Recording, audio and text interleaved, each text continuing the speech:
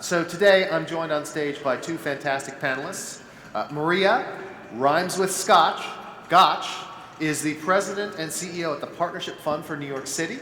She grew up in the suburbs of Chicago and is a recovering investment banker who is now essentially a native New Yorker, more or less. More or less. More or less. And Iain, who sometimes people call Lane, sadly, when they don't look at his name carefully, but Iain Klugman is the president and CEO of Communitech Corporation. Iain has a really super duper long bio with all these incredible accomplishments, and he insisted I not read any of them, so you're just going to have to look them up online. I apologize for that.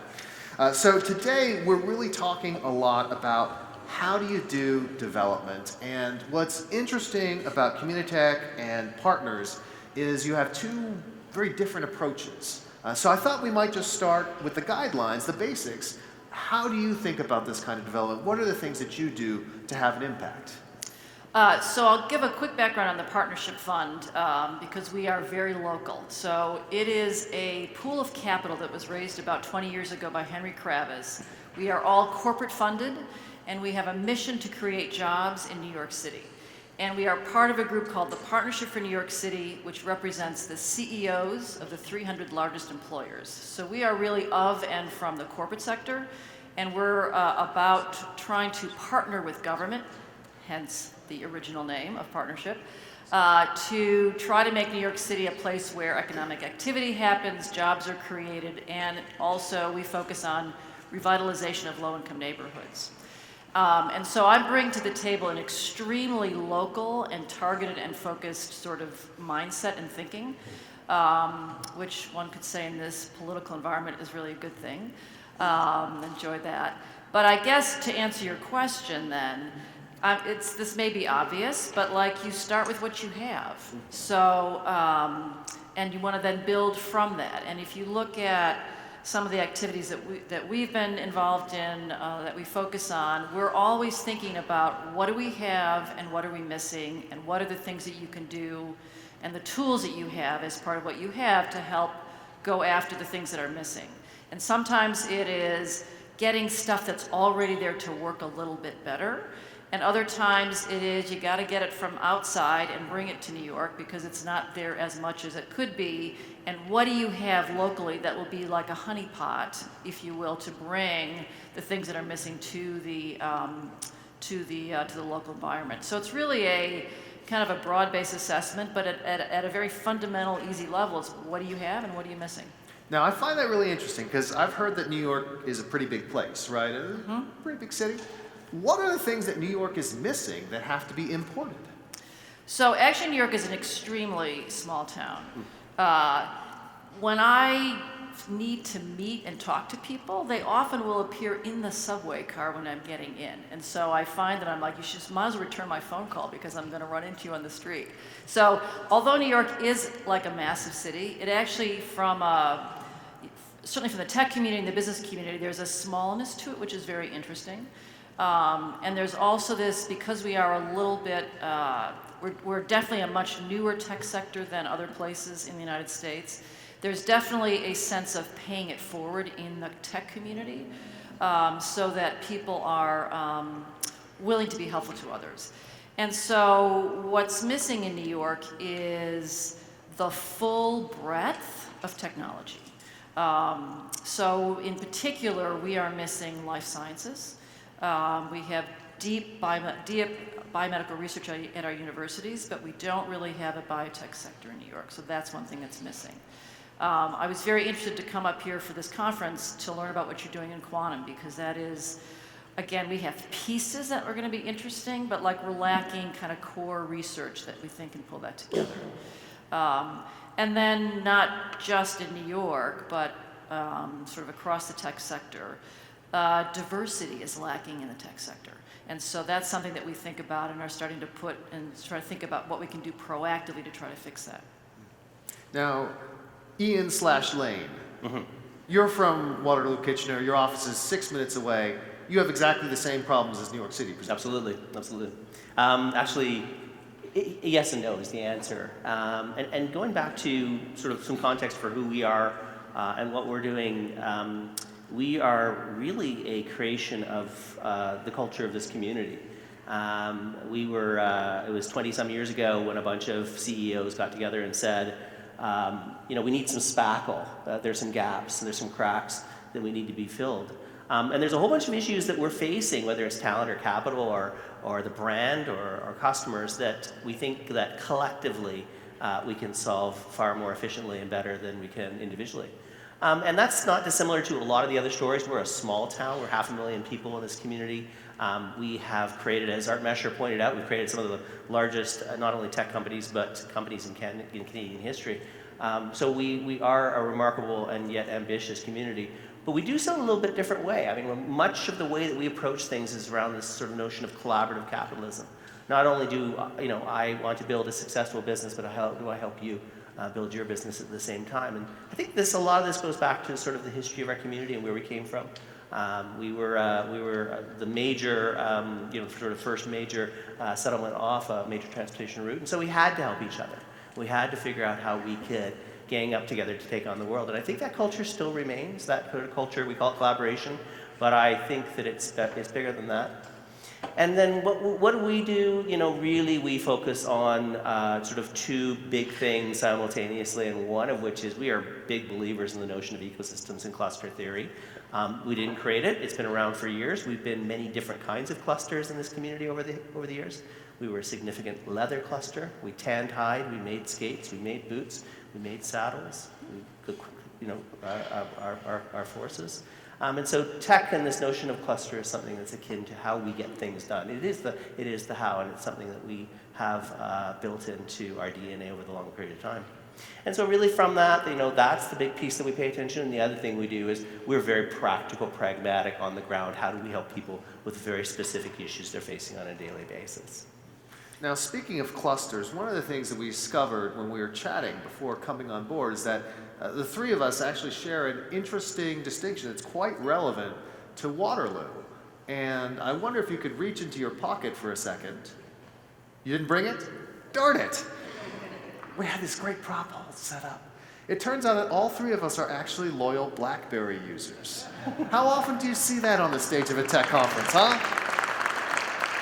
But this is a great example of the kind of thing that you are encouraging and you are making happen in this area.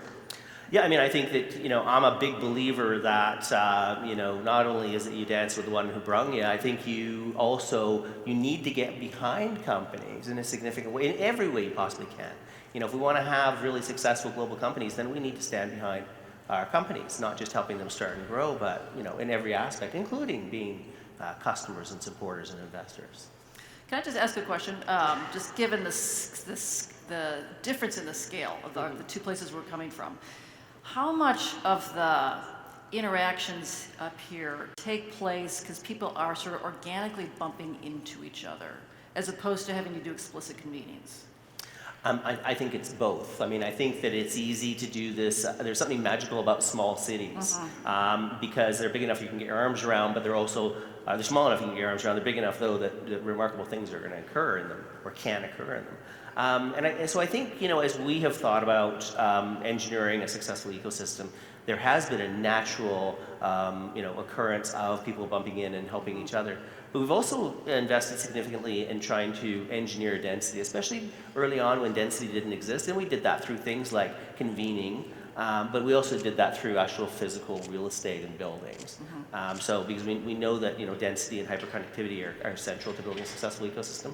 So we still, even though we're a small city, we still had to do those things. Well, let's run a quick experiment. How many people here are from the Waterloo-Kitchener area? Raise your hands. And how many of you have run into someone else in this room at random when going around town? Not bad, not bad. See, because in New York, that doesn't really have, other than me, because I do a lot of walking in New York. But the scale of New York is massive. We have 3 states. We have 8 million people living just as residents. And so when we sort of go into new areas, what we have found is very explicit convenings and figuring out who are the people you want there, how do you want them to, what do you want them to do when they show up, and figuring out what's going to get them to show up. Because New York has many competing things for your time, both professionally and personally. that you've got to be very targeted and very explicit about convenience. Particularly if you're doing something new and the ecosystem that you're going after is not working as well. Because the one thing that we're spending a lot of time thinking about right now is how do we get the managerial talent in life sciences, right? That's a big thing that's missing. And those people are like little dandelion seeds spread throughout the New York region. Up in Boston, we think there's a whole group of people who've left New York City to move to Boston to work in life sciences, and so how do we get them to move back? You know, we can't rely all on aging parents to get them back, but I'm not above that. So, but I think that's a difference between a smaller city and something with New York City's scale is you can't rely on people bumping into each other. You've got to be very explicit about like bringing the right people together. Well, I would say that you actually, in all of this, intentionality is central to it. Whether you're New York or you're Tel Aviv or you're Singapore or your Waterloo region, you have to be intentional. We can't leave these things to fate, and we just can't expect sort of natural outcomes. We got to get the inputs right, and I think that's what we really focus on. Is how do we try and engineer the kind of outcomes we want based on trying to get the inputs right. And not always right. Lots of dumb things along the way, but yeah. It would also help, I think, if you could arrange for the Yankees, the Knicks, and the Giants to actually win some championships and save us from the tyranny of New England. Well, as you said, we're all fed up with Tom Brady, that's for sure. I'm from the Chicago suburbs, and sports loyalties are where you're born, not where you work. So go Cubs. 2016 World Champions, ladies and gentlemen. You were saying, Iain. I like the Cubbies. Yeah, it's good. Who doesn't like the Cubs? Exactly. So we've been talking a little bit about some of the differences between New York City and Waterloo-Kitchener. What about some of the differences in how your respective organizations work? Because I think that there are some key distinctions between them, right? Yeah. So I think so. Scale is obviously a big one. We work primarily with the city and to then the state on certain things, and we really don't work that much with the federal government. We obviously know the elected officials that go to Washington, but our focus is very much all local. And then the other thing about how we operate is we are 100% fully private sector funded, which gives us a certain amount of flexibility. And on occasion, we have, I don't want to say been used, but we have partnered with government, and we have been sort of the expertise, private sector expertise has been brought in to kill a project that was otherwise politically difficult for the politicians to say no to. Particularly when you're in the world of jobs that have been there forever. There's this interesting political calculus where there is value ascribed to, in particular, a manufacturing job that's been in a place for 100 years. Whether or not that job actually is as valuable as they think it is, politically it's extremely valuable. And so playing the role of more an investor mindset about like where is the world going and where are the investments you should be making. Future industries that don't exist are not lobbying politicians for money and resources because there's nobody there.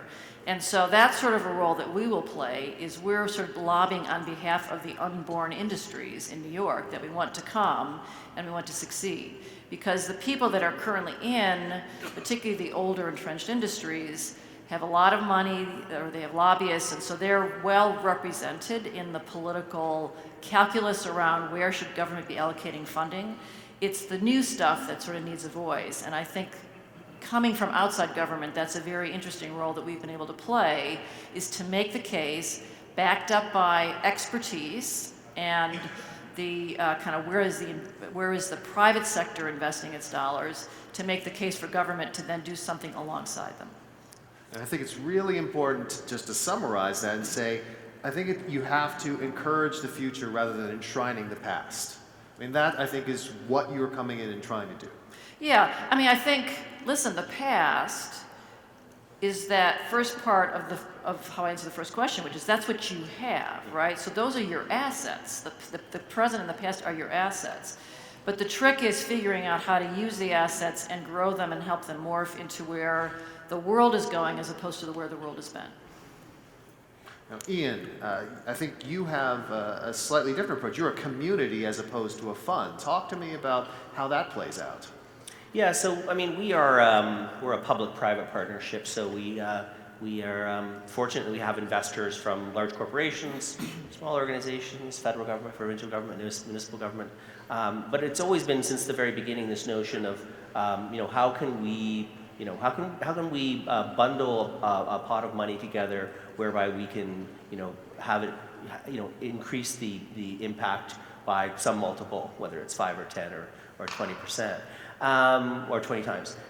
So it's a bit different. I think that we have been fortunate in the fact that there has been a real interest and desire at both the federal and provincial municipal levels to collaborate on what we're trying to do, to be the lobbyists for the unborn industries, as you like to say.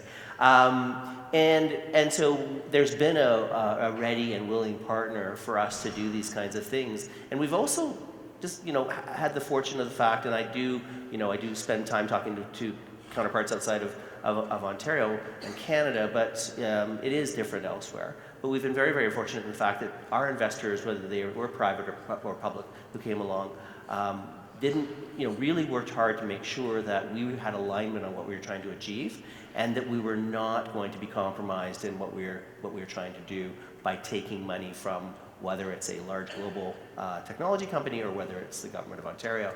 So we've been very, very fortunate in that regard. I think that it's always interesting when you have these kind of,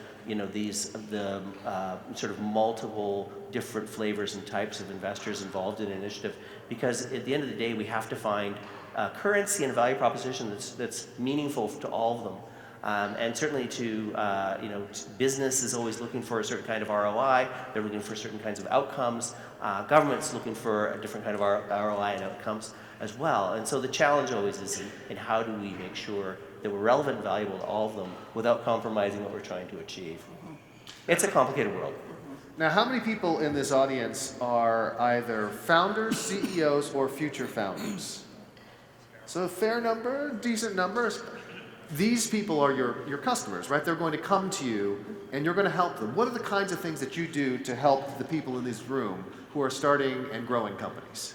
Well, I think it's twofold, one of which is on the ecosystem side. We really try to build a very strong brand called Waterloo that's going to help them put their company on the map. We spend a lot of time thinking about, do we have all the right ingredients necessary for somebody to go from a startup to taking their company public in town? And if so, what are those gaps and barriers, and how do we remedy that? How do we make sure that there's the right kind of capital at every stage?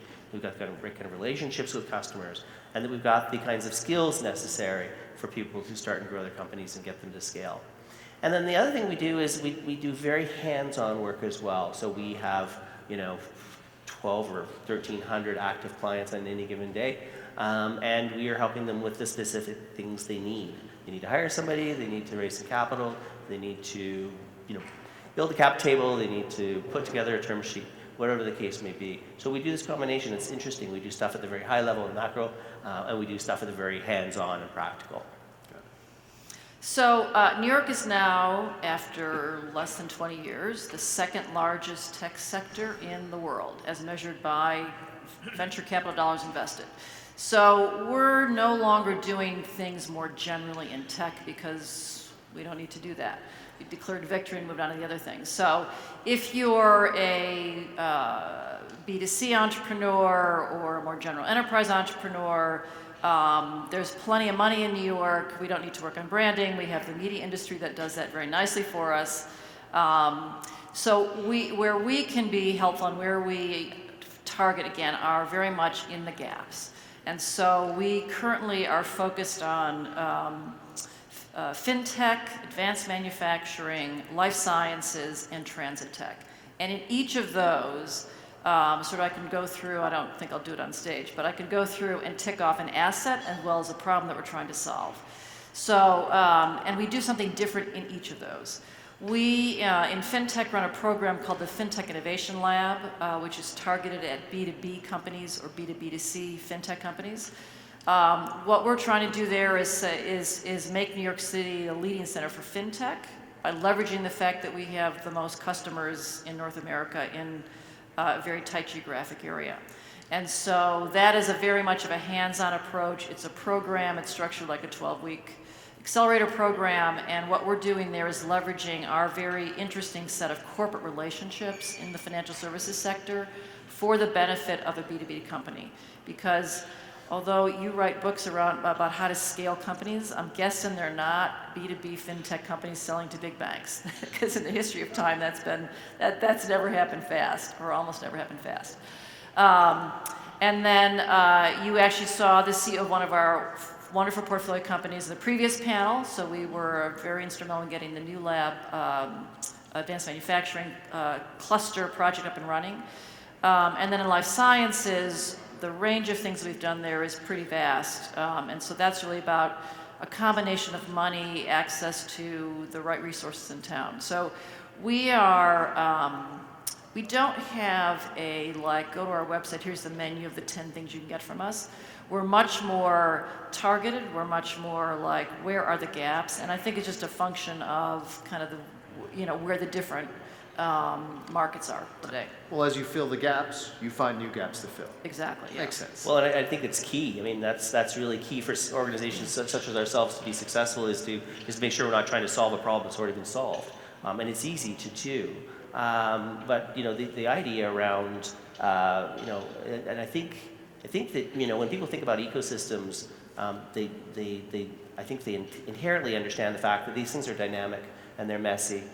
There's no God of an ecosystem. There's profits, but that things are constantly changing and morphing, and the needs of companies and the gaps or barriers that they encounter is constantly changing.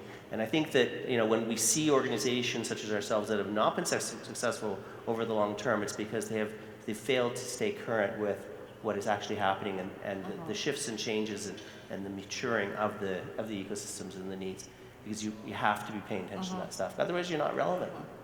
Yeah. No, I mean, New York still is a major financial capital, but and this is sort of what got us partly into the whole tech side of things. If we had just said, that's great, that's working, the risk is you become a one-trick pony and no pony stays alive like you want it to for its forever. And so always always thinking about kind of where should you be going, what are the new things coming down, how can we get a piece of that, whether and some things you're not going to spend time on. Like, we're not spending time on making New York City a center of energy. It just doesn't make sense to do that. But like quantum, yes, because for a variety of reasons. So there is a need for kind of constant assessment, and we have the benefit of explicitly engaging business leaders in our investment process and in our programs. And so most of the very interesting ideas and suggestions about, come in the form of, hey, have you thought about, or have you taken a look at, or I think you should look at XYZ, and it's coming from somebody who, is getting paid in their day job to think about these things. And if you have a reputation of being somebody who's willing to listen, who has a little bit of money to start doing things, as well as some ability to connect them to other interesting people in the ecosystem, what happens is you get those ideas, right? So I don't try to pretend that like I'm coming up with all these great ideas. They're coming from this network of people that we've put together. And I don't know if we're going to be getting to this as a question, but networks do not just happen. If I think about how I spend my time, it's building networks. And it's an overused term, and it's kind of like too many networking receptions happen in life. But there actually is an art to creating the convenings that will have an impact. It's not just, let's throw a party and have a bunch of people come. If you're actually going to do it well, thinking about who's at the meeting, why are they there, what the agenda is, how are you going to deal with them, all of those logistical details, as well as the invite list, are actually really key to creating networks that can make a difference and can be not just a cocktail party, but actually where the people that are there, A, want to come back, and B, want to engage with you. Well, I think that's, I think that is central to successful ecosystems is the set of relationships, the connectivity that exists between people, those, sort of loose and tight bonds that exist, an understanding of who does what and where to turn when you need either help or ideas or, money or whatever the case may be.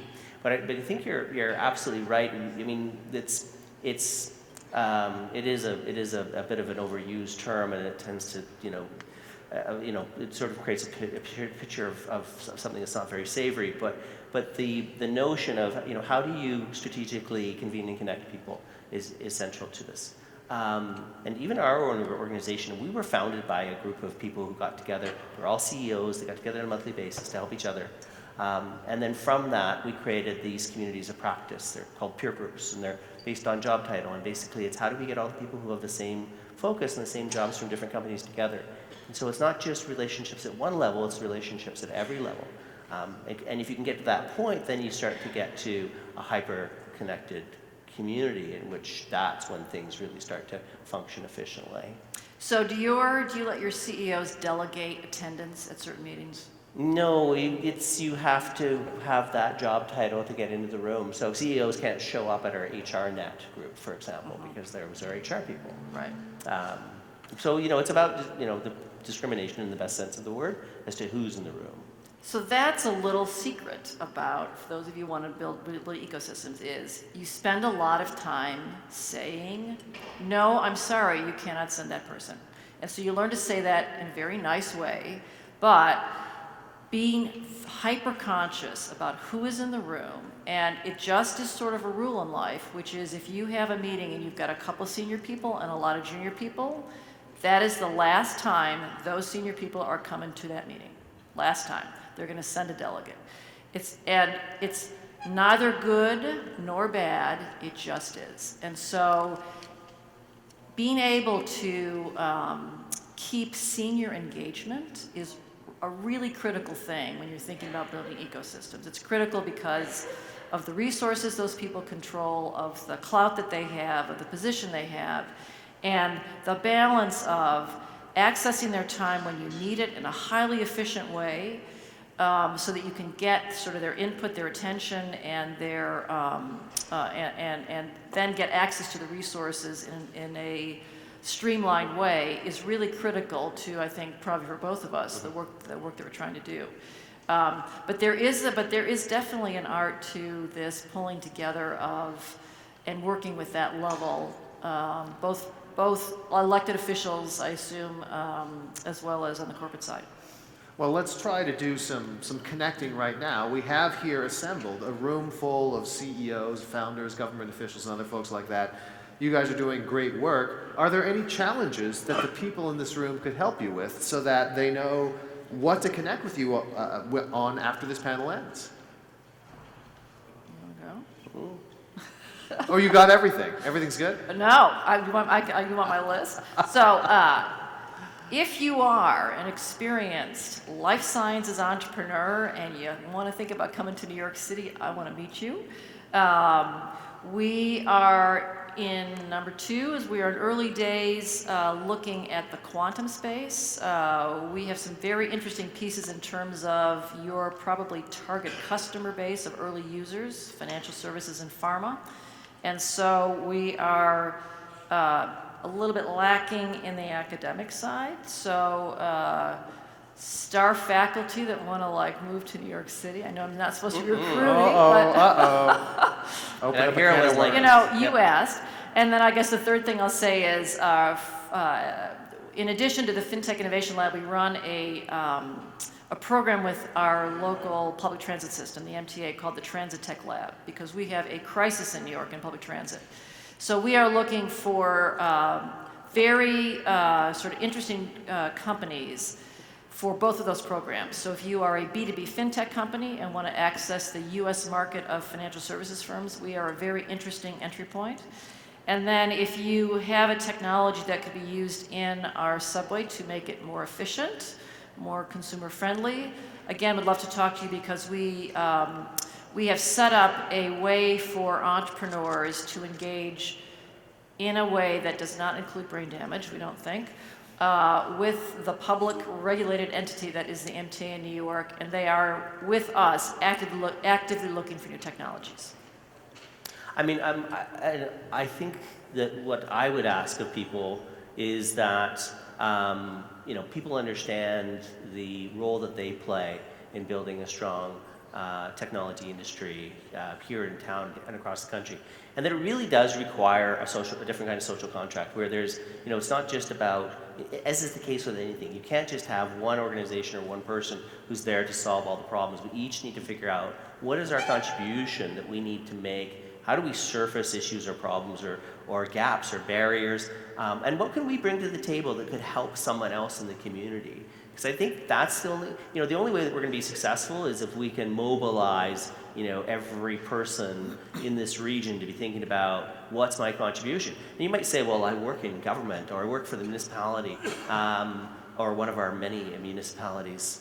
But your role is, think about what does it mean. What does it mean? Potentially, it means we need to make sure that this is the best place to live. That we've got a vibrant urban downtown experience. That we've got great bike trails. That we've got, because at the end of the day, we all play a central role to building a successful industry. We all need to be highly intentional in what we're doing, but we also need to be thinking about the fact that it will take all of us to be successful. It can't just be something, it's like innovation in a large corporation. You can't say, wow, that group over there is going to fix that. It's more like, okay, so how do we contribute to the shared goal? We are all going to bring something, substantively different to the table, but we all play a critical role. One last sort of personal question. So as we all know, if you want to make the big bucks, go into nonprofit management. That is where you get the huge salaries. So beyond the massive salaries, what is the personal reason why you've decided to devote your time to these particular organizations? Like, what are you looking to have an impact on in the world? Why is this personal for you? I mean, I think that for many of us, and probably all of us, is that we start off thinking we have all the time in the world when we're young and we're 20 and we can change the world and we'll get it done by Tuesday. And then, quickly, I think around sort of the age of 40, certainly for me and a lot of people I know, you come to this realization that you've only got a few cycles. Really, you've got sort of 3 to 4 cycles in your entire career, because if you're really going to make a difference, it's 7 to 10 years. And so you got to be, be really careful about where you're going to invest in these things. And so for me, I had a bunch of different experiences in life, and I realized that I really wanted to be part of something that would be much more akin. I know it sounds corny, but much more akin to my life's work than it is about wealth creation for myself. And so this was the right platform for me. This was the big sort of chunk that I was going to invest to really try and make a difference for my community and my country. So I, luckily, have one of the best jobs in New York City. And the psychic pay is very high, if not the monetary pay. So, but I'm not complaining. So I get to work with, and I have access to really smart people in New York City, and I can sort of get access to almost anybody I want to get access to if I want them to sort of help engage with us. So that's really interesting. We sit and have the responsibility of thinking about where is the world going, and like what should we be thinking about, and like what a cool topic that is to think about. But we don't just think about it, we actually have money and access to other sort of, again, the corporate resources and mind share to do things. We're not bureaucratic, and if we have an idea, it sounds interesting, and we think it makes sense, we do it. And we can beta test stuff, and not everything we've done. That's why I didn't have you read the full bios, because there's a bunch of stuff in there which was kind of interesting, but not, not earth-shattering. So we did it for a while, and then we shut it down. So that ability to be agile like that and have a little bit of money, try something out. If it looks good, then you put more resources against it and grow it. And if it's not going so well, you pack up and you go home. So that combination, like I can't think of another job where I would be able to have that level of kind of range of things. And, I get to work with really interesting entrepreneurs that are trying to build great tech companies, but also, because we do a whole lot of investing in the social space, entrepreneurs that are trying to solve social problems. And so those are complex, those are knotty, but those are like really meaningful when you can find an entrepreneur who's got a very interesting solution to a problem that really, we should be paying attention to. Now, given the connections you have, this is an important question for this conference for next year.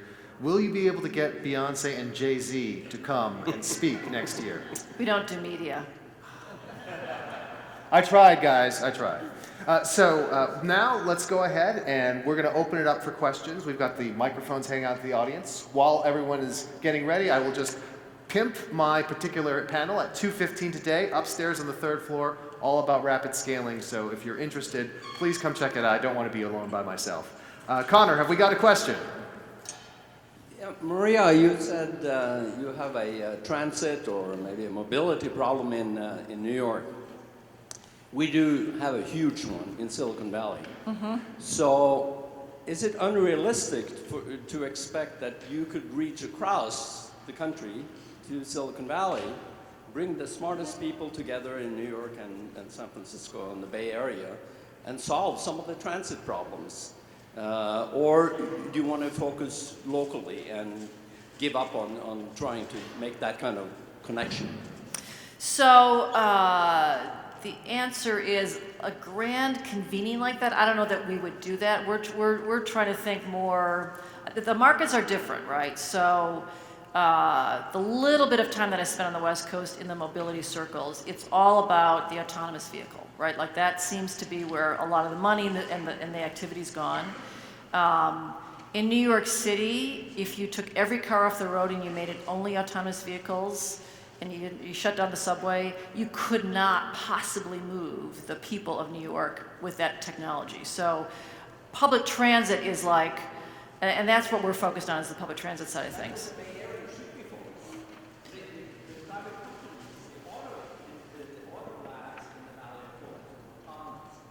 Right.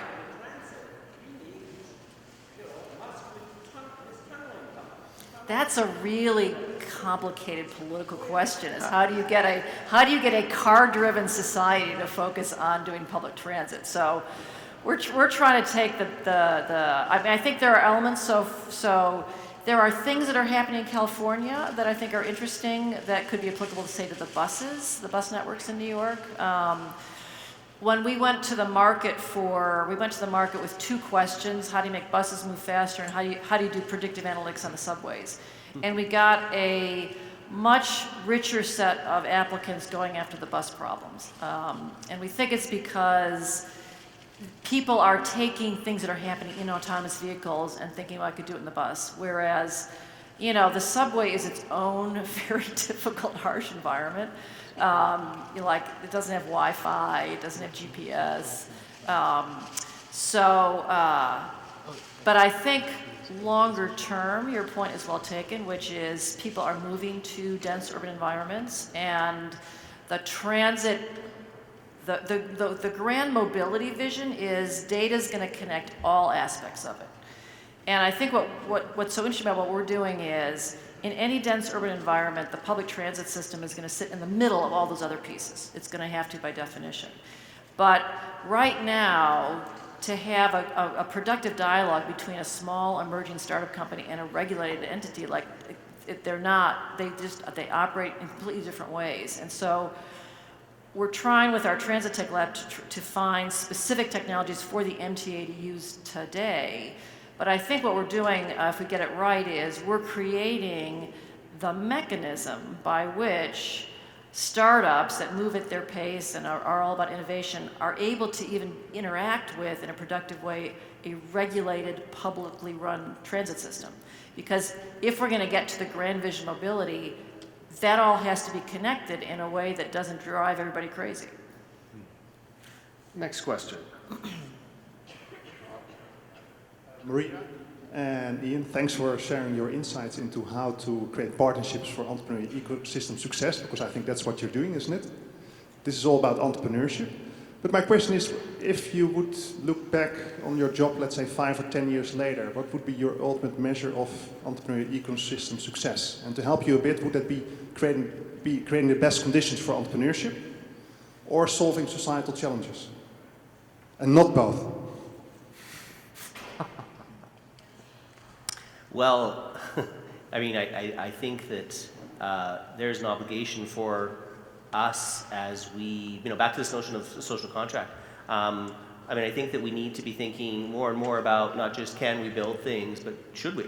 I mean, we see a lot of behavior, whether it's Facebook or Cambridge Analytica or any of these sort of issues that are out there right now. They should cause us to pause, and they should cause us to realize the fact that we do have an obligation to make sure that we are contributing to society in a much larger way than just being part of the 1%.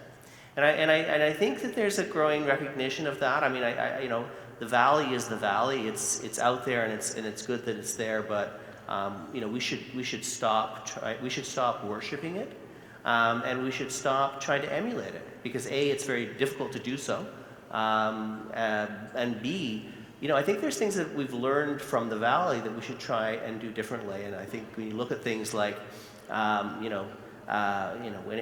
you spend any time in San Francisco lately and you see the situation around gentrification, and you see, when did it become okay for people to be sleeping in the middle of the streets? These are issues we should be working towards, not just building great businesses, but how do we make sure that we're building the kind of community that we want? And this is where, I think this is where us as Canadians, we can hope, we can bring this to the table. We can bring a different approach to, and a different set of obligations to not just building great and world-class companies, but also making sure that along the way we're solving whatever wake and whatever challenges and problems we're creating. And I think that should be part of our contract.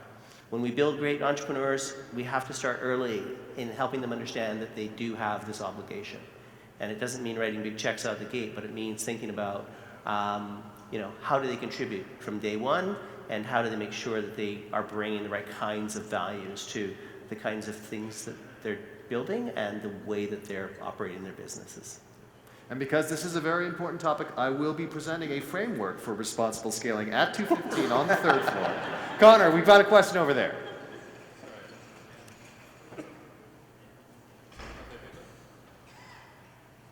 Connor has a question? No. We have time for one more question. So this is the last chance. This is a question from Saskatchewan, just in case you're wondering. Thank you, Iain. Lane. So I'm curious, you talked about, Maria, about filling gaps, but then you're talking about quantum, you're talking about medtech and that kind of space. I'm curious, I mean, New York has so many advantages and so much wealth, right? Versus Waterloo has a ton of advantages that are unique and different as well. But when you talk about filling those gaps, what is your take on doubling down on things like the fintech space, of which you have a considerable comparative advantage, versus trying to recruit for medtech? Why is that important? And as it pertains to you, Iain, what are the areas of expertise that Waterloo has comparatively? And what are your thoughts on doubling down versus, we need to diversify for a rainy day, basically siloing our economy? So fintech is something we've been doing for 10 years. And when we started it in 2010, we sat with a group of bank CTOs and we asked them, where do you look for new technology? And they said, San Francisco, Boston, London. Nobody was looking locally. So that program has been more ongoing, but when we set it up, I mean, the fintech activity was happening on the West Coast. It was not happening in New York City. In life sciences, the problem can be summed up in one statistic, which is why we're focused on it.